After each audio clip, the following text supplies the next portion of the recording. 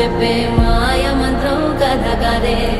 చంటోళ్లను భయపెట్టే భూచోడి కథ కదే,